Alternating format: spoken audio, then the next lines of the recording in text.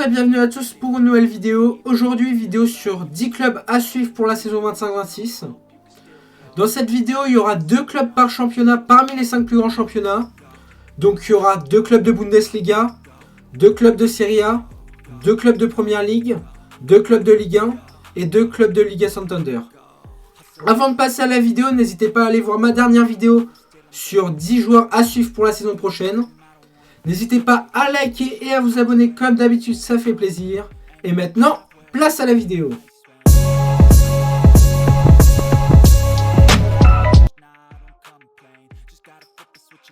Alors en club pour la Bundesliga, c'est comme pour les joueurs, je savais pas trop qui prendre. Au final, j'ai trouvé un club plutôt intéressant à suivre pour la saison prochaine du moins. C'est Francfort. Alors j'ai pris Francfort déjà pour plusieurs raisons. Tout simplement parce que Francfort, c'est un club qui bosse bien. Il y a maintenant 2 ans, ils étaient 7e du championnat. Et d'année en année, c'est beaucoup mieux. Même la saison dernière, ils ont terminé 3e. Derrière les Leverkusen et le Bayern. Et je sais pas, ils ont aussi des joueurs super intéressants. Ils ont recruté Zetterer, je crois, pour 4 millions. En provenance des Werder. Pour remplacer Trapp. Je trouve que c'est une bonne recrue. Ils ont aussi recruté Dohan. En provenance de Fribourg. Pour une vingtaine de millions. C'est un joueur qui peut te ramener de la percussion, moi j'apprécie. Tu as besoin de percussion sur le côté à Francfort et ça c'est un joueur qui peut être magnifique. Et ils ont aussi recruté Burkhardt pour une vingtaine de millions aussi je crois en provenance de Mainz. Et lui c'est un joueur qui peut te marquer pas mal de buts et il y a moyen qu'il termine la saison à 25 buts. Et qu'il puisse partir la saison prochaine dans un gros club de Première Ligue. Parce qu'on sait les 9 à Francfort. Ça marche plutôt bien, j'ai le souvenir des Kitike, Marmouche, Luka Jovic, Colomwani. Tous ces joueurs-là, ça marche plutôt bien. Donc à voir ce que ça va donner avec Burkhardt. Mais même, il y a d'autres joueurs, des joueurs qui étaient déjà au club qui sont intéressants. Il y avait Uzun. Alors Uzun, il a que 19 ans, mais qu'est-ce qu'il a l'air fort, lui. Le dernier match contre là où Francfort s'est imposé 4-1. Uzun, il avait marqué, je crois, 2 passes D et 1 but. Mais même son match, il était très bon. Et même en DFB Pokal, il a l'air super intéressant ce joueur. A voir ce que ça va donner sur la saison. Mais il y a moyen que ça soit un gros crack lui. A voir ce que ça donne. Je me prononce peut-être trop vite. Mais on va bien voir. Et même il y a d'autres joueurs déjà un peu plus expérimentés. Comme Larsson qui était supervisé par le PSG. Larsson qui a un très très bon milieu terrain. Qui est le métronome de ce milieu de terrain de Francfort. A voir ce que ça va donner cette saison. Mais pour moi Francfort... ça peut viser la 2e place en Bundesliga. Pas la première, mais la 2e place, ça peut viser le podium, largement. Là, la prochaine échéance, c'est contre Hoffenheim. Pour moi, ils sont largement favoris. Malgré qu'Hoffenheim a gagné, je crois, 2-1 contre Leverkusen. Ça reste un club moyen. Et Francfort est largement favori. À voir ce que ça va donner. Donc voilà pour Francfort. Maintenant, on va passer au 2e club à surveiller en Bundesliga. Alors, en 2e club en Bundesliga, j'ai pris un club que je voulais pas trop prendre. J'ai pris le Bayern Munich. Alors, pourquoi je voulais pas le prendre? Je voulais pas le prendre pour plusieurs raisons. Tout simplement déjà parce que j'aime pas prendre des gros clubs, quoi. Je préfère prendre des clubs surprises pour la saison prochaine. Mais j'ai pris le Bayern Munich tout simplement aussi parce qu'il n'y a pas de choix en Bundesliga. En Bundesliga, il y a très peu de clubs intéressants, je trouve. C'est dommage parce que Leipzig, c'est catastrophique. Leverkusen avec Ten Hag, je suis pas hype du tout. Et Borussia Dortmund, faut mieux pas en parler. Donc voilà. Donc c'est critique. Sinon, leur premier match, le Bayern Munich, ils se sont imposés 6-0 contre Leipzig. C'était une victoire affolante, avec un triplé de Kane et un doublé de Olise. En soi, le Bayern, ils ont une très belle équipe. Mais leur problème, ils ont fait déjà 3 recrues. Ils ont recruté Bischoff pour ce mercato, Ta, Luis Diaz, et c'est tout. Ils devraient faire une autre recrue en attaque parce que malheureusement... en attaque, le Bayern, c'est très limité. Ils ont Gnabry, Luis Diaz, Kane, Olise, et c'est tout actuellement. Parce que ils ont des jeunes comme Karl, mais je sais pas trop ce que ça vaut. Ils ont aussi Kuzi Hazard, je sais pas ce qui sert. Donc voilà. Et ils ont Musiala qui est blessé. Même Bischoff, il est blessé jusqu'à mi-septembre. Donc ils devraient, s'ils continuent comme ça, le Bayern, ils vont sans doute remporter la Bundesliga, mais c'est plutôt en Europe. En Europe, ça va être compliqué de gagner la Ligue des Champions avec un banc aussi peu fourni. Ils n'ont pas de gardien, ils ont encore Neuer en gardien. Neuer, c'est un très bon gardien, mais il a 39 ans maintenant, il faut peut-être passer à autre chose. Je sais pas, ils ont un bon 11. Leur 11, il est très bon, mais c'est comme je l'ai dit, le banc. Le banc, il a un problème. On verra bien sur la saison, de toute façon. Mais c'est quand même un club intéressant. Hein. Là, leur prochain match, il est en DFB Bocal contre le Dwen Waslerden. Je sais pas qui c'est, ça doit être un club de Bundesliga 2. On verra bien ce que ça va donner. Ils vont sans doute s'imposer très largement vu leur équipe. Ils ont quand même une grosse équipe. Hein. Je les critique, mais ils ont quand même une équipe monstrueuse, le Bayern. Avec Olysée, surtout l'attaque Olysée, Diaz et Kane, ça fait très très mal. Et même Kimmich ou Pamecano, ça peut faire mal. Donc voilà pour la Bundesliga. Maintenant, on va passer à la Serie A. En Serie A, mes deux choix, ils étaient très clairs. Parmi ces deux choix, il y avait un club, pour moi, il était évident en Serie A. Le club qui m'a hype le plus parmi tous les clubs confondus cette saison, c'est Napoli. Alors, je suis pas tellement un amoureux de ce club, mais j'aime bien leur effectif cette saison. Même la saison dernière, ils ont remporté la Serie A avec une très belle équipe, avec un très grand McTominay. Et même cette saison, ils ont fait des recrutements super intelligents. Ils ont recruté Kevin De Bruyne libre, qui pourra ramener sa qualité de passe. Malgré ses 34 ans, ça reste un joueur d'exception. Ils ont aussi recruté Noah Lang, qui est un ailier percutant, qui pourra te ramener de la vitesse et tout, qui était très bon au PSV. Ils ont recruté en neuf aussi, je ne sais plus son nom, Luca. Luca en provenance de l'Udinese, c'est un très bon joueur. Ils font plein de recrutements comme ça, super intéressants. Ils ont gardé Meret, ça c'est super bien pour eux vu qu'il est en fin de contrat. Je sais pas, même leur 11. Hein. Ils ont Milinkovic-Savic, qu'ils ont recruté en provenance du Torino. Ils ont Meret plus Milinkovic-Savic, ça fait un double gardien, c'est magnifique. Non mais vraiment, je suis hype à un point. À voir ce que ça va donner sur la saison. Il y a juste ce dommage, Lukaku qui s'est blessé jusqu'à mi-octobre 2025. Après, c'est pas grave vu qu'il y a Luka. Mais moi, j'aurais bien aimé voir Lukaku parce qu'avec Kevin De Bruyne, ça aurait pu faire une bonne entente. Et j'ai surtout envie de les voir Napoli en Europe, en Ligue des Champions. J'ai envie de voir ce que ça donne. D'ailleurs, leur premier match là en Serie A, j'en ai pas parlé, c'était contre Sassuolo. Mais ils se sont imposés assez largement, 2-0, victoire tranquille avec le premier but de Kevin De Bruyne sur un coup franc si vous ne l'avez pas vu. Un coup franc, c'est une frappe centre un peu. C'était pas dévié mais c'était magnifique. Je vous conseille d'aller voir. Et là le prochain match il est le 30 août à 19h45 contre Cagliari. Il devrait s'imposer largement, on va bien voir. Mais c'est une équipe Napoli que j'ai vraiment envie de voir en Europe. Voilà. Donc voilà pour Napoli. Maintenant on va passer à la deuxième équipe à surveiller en Serie A. En deuxième club en Serie A, j'ai tout simplement pris l'AS Roma. Alors j'ai pris l'AS Roma parce que c'est un club que j'aime bien. La saison dernière, ils étaient pas mauvais, même il y a un an là maintenant. Ils ont fait 2 fois 5e d'affilée, très proche des places en Ligue des Champions, c'est dommage. Mais même, ils ont fait des recrutements super intelligents, je trouve. Ils ont recruté Wesley de Flamengo, qui est un jeune crack en latéral droit, ça pourrait faire du bien à leur équipe, qui était supervisé par beaucoup de clubs européens. Ils ont aussi recruté Al Ainaoui de Lens, qui a un très bon milieu de terrain, à voir ce que ça va donner dans ce milieu de terrain à Rome, avec Koné. Je trouve que ça peut être super intéressant. Ils ont recruté Ivan Ferguson, bien sûr. Alors Ivan Ferguson, on se souvient tous, à l'époque, c'était un crack. Je sais plus, mais ça fait longtemps qu'on n'a pas entendu parler de lui. À voir ce que ça va donner cette saison. Et ils ont recruté aussi Leon Bailey. Alors Leon Bailey de Aston Villa, c'est un bon joueur. Je sais pas si ça sera le titulaire indiscutable, mais c'est quand même un bon joueur, Leon Bailey. Là, actuellement, il est blessé jusqu'à début septembre. C'est dommage. Mais même, ils ont vraiment aussi des cadres Milan super intéressants. Hein. Ils ont Mathias Soulé que j'aime bien. Pellegrini, ça reste un très bon joueur. Ils ont Paolo Dybala, bien sûr, malgré qu'il se fait vieux. Ça reste un très bon joueur. Non, vraiment, j'ai hâte de voir cette équipe la saison prochaine. Là, leur premier match en Serie A, ils se sont imposés 1-0 contre une belle équipe de Bologne. Bologne, ça reste une très bonne équipe. Ils se sont quand même imposés 1-0, là, à l'AS Roma. Avec un but de Wesley, d'ailleurs.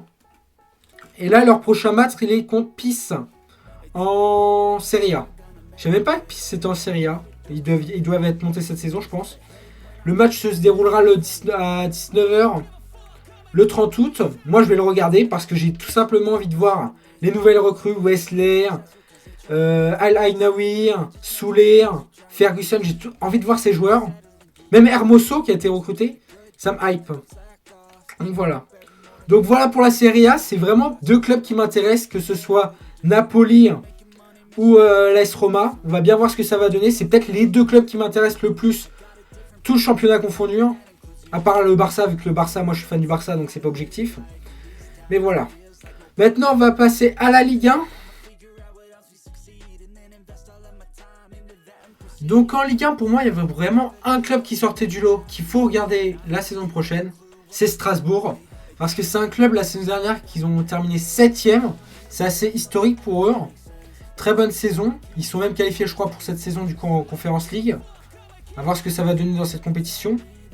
Non, là, ils font les barrages, je crois, actuellement. Et d'ailleurs, ils ont fait 0-0, il me semble, lors des barrages. Je sais pas c'est quand le deuxième match. Ça sera contre le Brandy, le 28 août, pardon.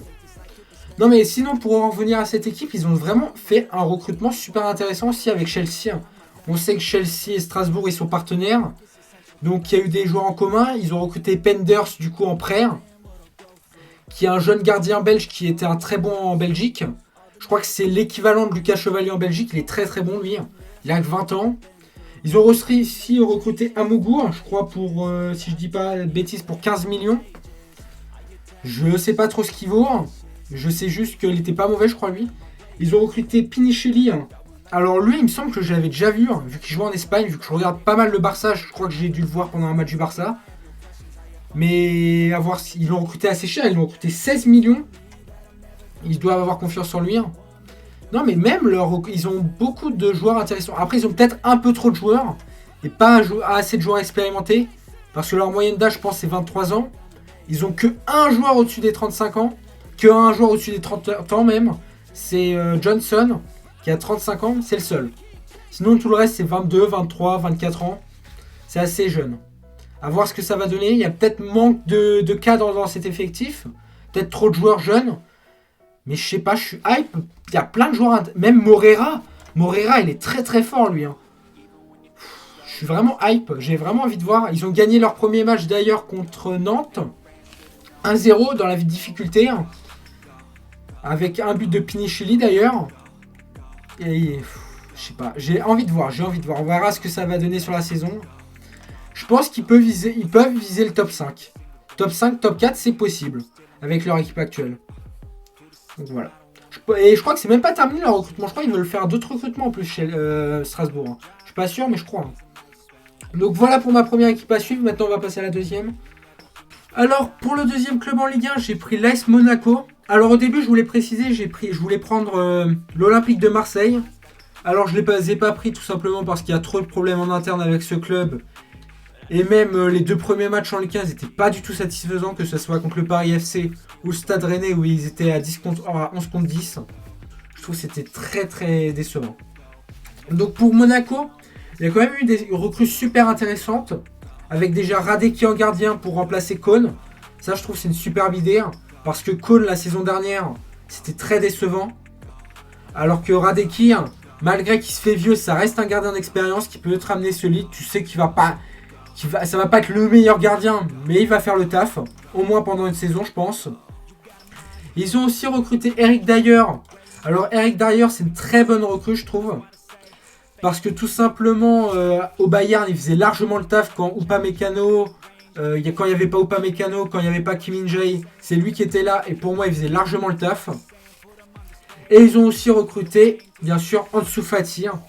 Alors Ansu Fati, j'ai pas compris, il n'était pas là pour les deux premiers matchs en Ligue 1. Que ça soit contre le Havre, je crois, et contre Lille.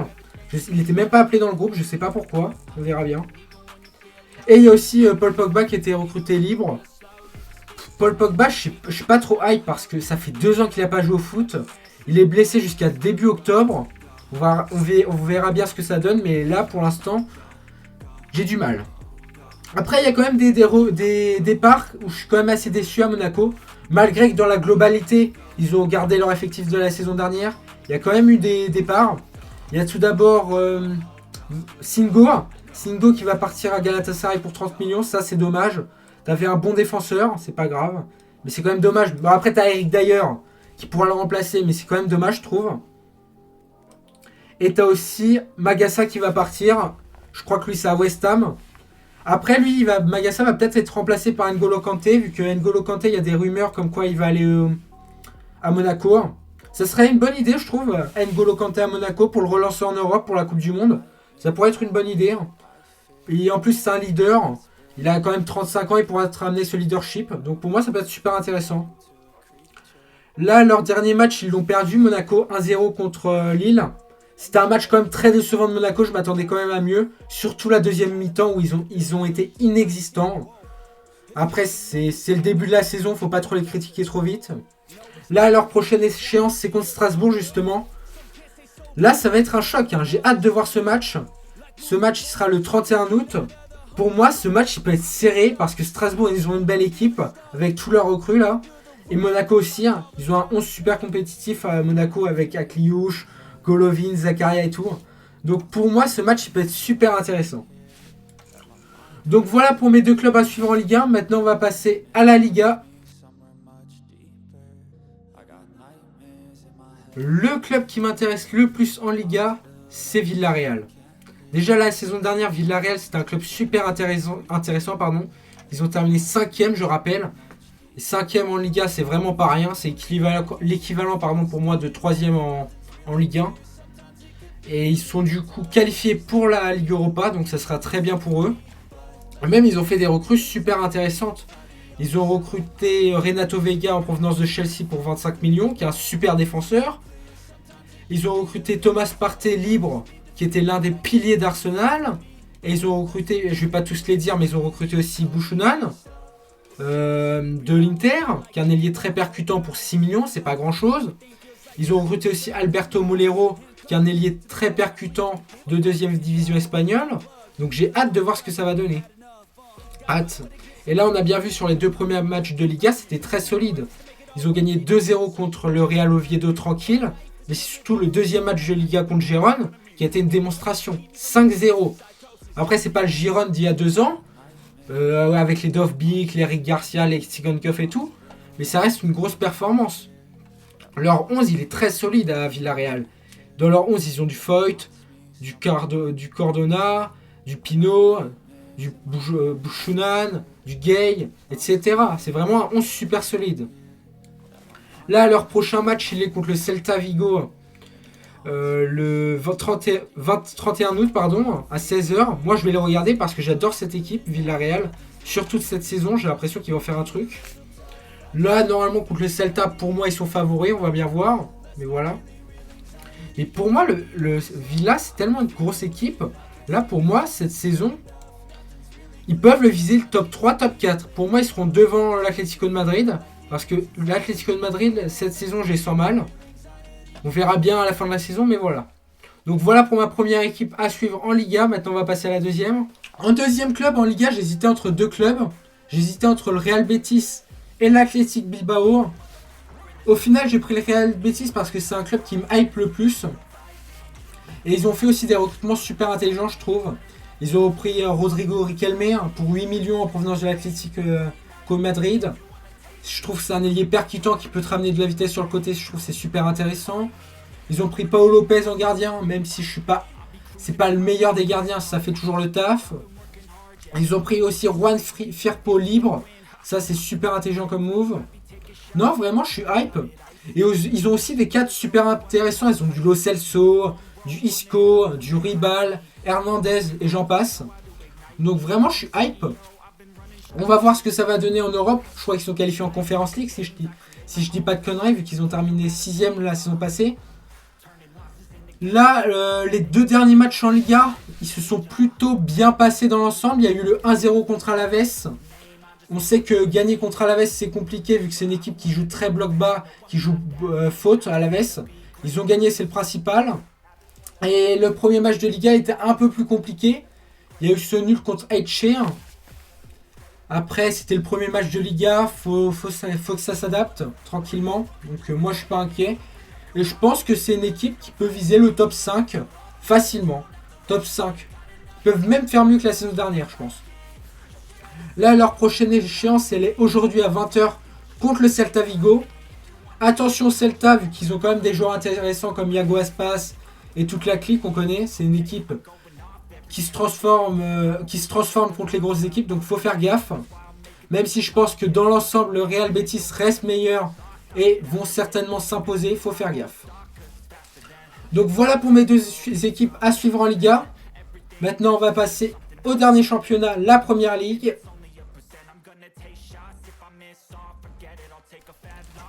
En premier club, en Première Ligue, je me suis fait plaisir. Il y avait vraiment pas mal de choix, je vais pas mentir, en Première Ligue.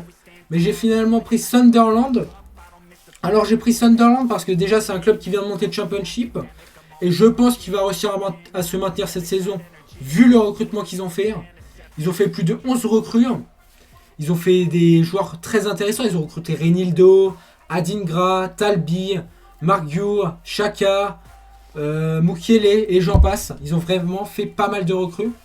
Et je suis vraiment hype par cette équipe. Là, les 2 premiers matchs en Première Ligue, c'est en demi-teinte. Ils ont gagné 3-0 contre West Ham avec une grosse performance globale. L'équipe a vraiment pas mal joué. Mais malheureusement, le deuxième match contre Burnley, c'est mal passé, on va pas se mentir. Ils ont perdu 2-0. C'est dommage. Ils avaient la place de gagner. Mais en soi, ils se sont fait défoncer par Burnley. Burnley, du début à la fin, ils étaient au-dessus. Pour une équipe qui vient de monter, je m'attends à mieux. J'espère qu'ils vont réussir à se ressaisir. On va bien voir sur la saison, mais voilà. Je pense que quand même, Sunderland peut viser la 10e place, 9e place. Peut-être pas l'Europe vu que c'est un peu trop tôt. Mais je pense qu'ils peuvent viser le milieu de tableau. Pour moi, déjà, c'est sûr, ils vont réussir à se maintenir vu le recrutement qu'ils ont fait. Mais même l'Europe en soi, pour moi, c'est un peu trop tôt. Mais je serais même pas étonné s'ils y arrivent. Vu le recrutement qu'ils ont fait, c'est vraiment possible. Là, leur prochaine échéance, c'est en FL Cup. Je pense qu'ils vont gagner. Ils jouent contre une équipe de même pas Championship. Je crois que c'est 3e division anglaise. Ils devraient s'imposer très largement. À voir ce que ça va donner. Je pense même qu'ils vont faire tourner, à vrai dire. Voilà. Donc voilà pour Sunderland. Maintenant, on va passer à la deuxième équipe à suivre en Première Ligue. Donc pour mon dernier club à suivre pour la vidéo, j'ai tout simplement pris Tottenham. Alors, on se rappelle tous que la saison dernière, c'était très critique. Ils avaient terminé quand même 17e. 17e pour Tottenham, c'est l'une de leurs pires saisons, je pense. Ils avaient quand même réussi, malgré tout ça, à gagner la Ligue Europa. Du coup, ils sont qualifiés en Ligue des Champions. Ça, c'est bien. À voir ce que ça va donner en Ligue des Champions maintenant. Mais là, c'est surtout leurs derniers matchs en Première Ligue qui ont été très très bons. Ils ont gagné 3-0 contre Burnley avec un magnifique but de Richarlison. Et c'est surtout leur victoire contre Manchester City 2-0 qui a été une très bonne démonstration collective. Avec un très bon Kudus, un très beau Vicario dans les buts, un bon Richarlison. Vraiment une très bonne prestation collective globale. A voir ce que ça va donner sur la saison. Est-ce que c'est comme toutes les années où Tottenham est très bon dans les débuts et après ça s'écroule? J'espère pas. Je pense qu'ils ont le niveau quand même pour viser minimum le top 6 en Première Ligue. Pour moi, là actuellement, ils ont le niveau pour viser le top 6 en Première Ligue. Après, c'est la question, est-ce qu'en Europe, est-ce qu'ils ont le niveau pour aller minimum en demi-finale, quart de finale? Je sais pas. Je sais pas, faut voir. Là, il y a eu trop peu de matchs actuellement. Faut voir sur toute une saison. Là, leur prochaine échéance, c'est contre Bournemouth. J'ai hâte de voir ce match. C'est un match, c'est pour prouver dans la continuité de leur saison. J'aimerais bien voir ce que ça va donner. J'aimerais bien voir Kudus encore, vu que Kudus, moi, je suis fan de ce joueur, je l'adore. Donc voilà pour mes 10 clubs à suivre. N'hésitez pas à me donner vos 10 clubs à suivre en commentaire. N'hésitez pas à me donner des clubs que j'aurais pu oublier. N'hésitez pas aussi à liker et à vous abonner comme d'habitude. Ça fait plaisir, ça fait grimper la chaîne. On se retrouve samedi pour une prochaine vidéo. D'ici là, prenez soin de vous. Et comme d'habitude, ciao!